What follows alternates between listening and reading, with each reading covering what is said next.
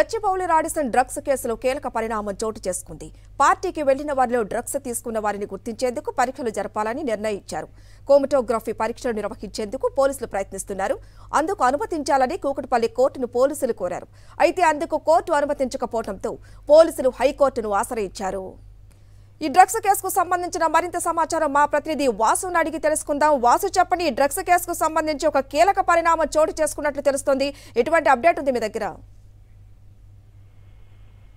Saritha, Radisson drugs కేసులో కీలక పరిణామం చెప్పాలి.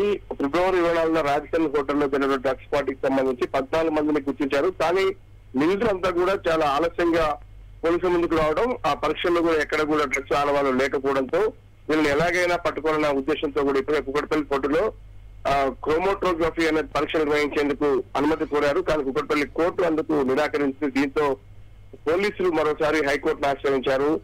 ఫిబ్రవరి 24న జరిగినటువంటి రాడిసన్ హోటల్ డ్రగ్స్ పార్టీకి సంబంధించి మొత్తం 14 మందిని గుర్తించారు. వీరిలో కేవలం 3కి మాత్రమే డ్రగ్స్ పాజిటివ్ వచ్చింది. కానీ వారు గ్యాప్ తీసుకుని విచారణకు హాజరైన నేపథ్యంలో కూడా వారి శరీరంలో ఎక్కడ కూడా డ్రగ్స్ తీసుకునే ఆనవాళ్ళు దొరకలేదు. దీంతో ఈ క్రోమోటోగ్రఫీ పరీక్షలు చేసినట్టయితే ఖచ్చితంగా 6 నెలల లోపు వారు డ్రగ్స్ తీసుకుంటే దొరికే అవకాశం ఉంది కాబట్టి హైకోర్టును ఆశ్రయించారు. మొదటిసారి ఈ క్రోమోటోగ్రఫీ తెలంగాణ రాష్ట్రంలో మొదటిసారి హైకోర్టును పోలీసులు ఆశ్రయించారు. క్రోమోటోగ్రఫీ పరీక్షలకు హైకోర్టు అనుమతిస్తుందా లేదా చూడాల్సి ఉంది. అనుమతిస్తే మాత్రం ఈ 14 మందిలో ఎవరు డ్రగ్స్ తీసుకున్నా కానీ ఖచ్చితంగా దొరికే అవకాశం ఉందని పోలీసులు భావిస్తా ఉన్నారు.